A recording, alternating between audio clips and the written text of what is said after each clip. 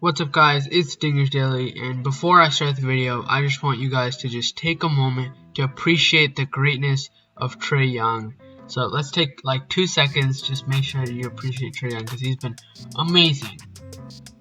What's up guys, it's Dingers Daily. We're back with another NBA video, and like you heard before, the topic of today's video is Trae Young and how he's been really good in this first round playoff series against the Knicks, and how he's carried the weight of the Hawks when it comes to offense, and he's just propelled them. Like this year he wasn't even an all-star after being a starter last year, so he's a very underrated guy, and then he also became perceived as the NBA's villain. So I mean, I think Trae Young has been doing really good. Just look at the stats, look at him play.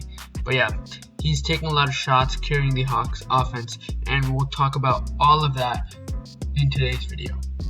Make sure you guys subscribe and hit that like button. We're on the road to 300 subscribers. We're like 285, so we've been growing a lot recently, and I would appreciate if we get to like 10 likes for today's video, so I know you guys like this type of content.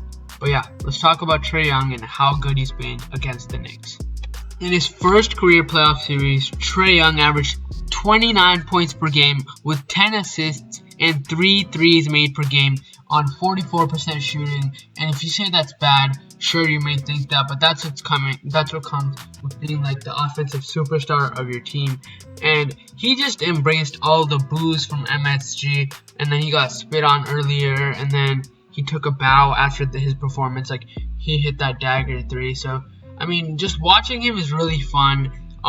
Cause the way he like expresses his emotions to the crowd, cause he's the first ever player since Michael Jordan to drop 3 straight 30-point games in Madison Square Garden, and that's like some really nice stuff. Cause this is Madison Square Garden. This isn't no like random NBA arena. This is Madison Square Garden, the mecca of basketball. If you know what I'm saying. So he's gonna be really good in this league. He's a superstar in my opinion, and I think he's gonna be an all-star even though he wasn't voted in this year. But yeah, let's just talk about the rest of the Hawks. So in the series clinching game 5, Trae had 36 points and 9 assists, but Clint Capella has been amazing on defense. He's in like my top 5 for defensive player of the year.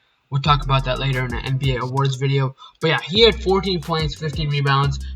DeAndre Hunter, as soon as he came back from the injury, he's just been really good. He's one of the best perimeter defenders, and he can hit his shots. So he had 15 points with 3 rebounds. And then John Collins was quiet earlier in the series after some foul trouble. Had 1 breakout game. He had 13 points. Bogdanovich, 9 points. He was a good offseason pickup.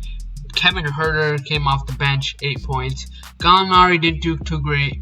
And they have also guys like Lou Williams who can go on some scoring runs, as we saw earlier in the series against the Knicks. So this is a really well-built squad. Like Trae Young can give you 25 to 40 points, anywhere between there. And then some guys can give you 10 to 15, like a Capella, Hunter, Collins, Huerter, Gallinari, like Lou Williams, even Onyeka Okongwu. Like all those guys, like they're all positioned with Trae Young in a way they can like get so many points. And shout out to the Hawks and shout out to Nate McMillan for having such great defense.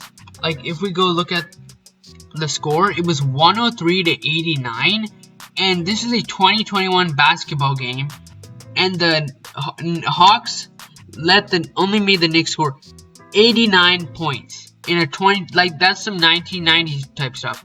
Okay, game 4, the Knicks scored 96 points. Game 3, 94 points. Game 2, 100 points. And Game 1, 105 points. If the max a team scores in a series is 105 points, you did something nice. So major props to DeAndre Hunter, like I said earlier, for his perimeter defense. Clint Capella, what a great impact. Also DeAndre Hunter, if I didn't mention him already. But just some great overall defense by this Hawks team. They like shut down the Knicks completely, and Julius Randle did start picking it up later in the series, but ultimately the Hawks come out of here with a 5-game victory, 4-1. But the thing is, other people thought this series was going to be 6 or 7. Like this is one of the most intense series coming into it. And then game 1, Trae Young hits the dagger, and then game 2, the Knicks win because the Hawks can hit their shots as they come up But then they go to Atlanta, and then the Hawks take care of business in Atlanta. Then they come back to MSG to close out the series. So major props to Trae Young. He is a star, a superstar in the making if he's going to keep playing like this. And he's embraced the role of as quote-unquote NBA's villain. And he's just been playing it good. He takes in the boos, he takes in the jeers, and then he just propels himself and plays amazing. And then he has a little fun with himself in the crowd. So yeah, again, what a great game from Trae Young. He's been doing really good. We'll see if they can beat Philadelphia, because Joel Embiid had an injury, so we'll see how they match up. And Clint Capella's been a really good defender, like I said before. So even if Joel Embiid comes back, Clint Capella can for sure shut him down if he needs to.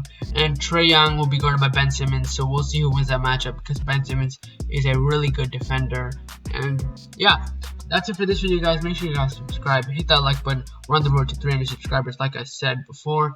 And our social media, it's all in the description. But yeah, shout out to Trae Young. Have a great day, and tell me who you guys think is going to win the 76ers Hawks series.